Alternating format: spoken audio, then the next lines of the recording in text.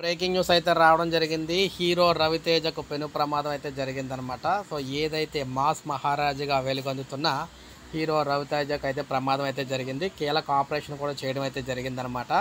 So వివరాల్లోకి వెళ్తే మనం చూసుకున్నట్లయితే మీరు ఇక్కడ చూడొచ్చు నటుడు రవితేజకు. సో ఈ విధంగా చూసుకున్నట్లయితే నటుడు రవితేజ కుడి చేతికి హైదరాబాద్ ఓ హాస్పిటల్లో శస్త్రచికిత్స అయితే జరిగింది. 6 వారాల పాటు విశ్రాంతి తీసుకోవాలని వైద్యులు అయితే ఆయనకు సూచించారు.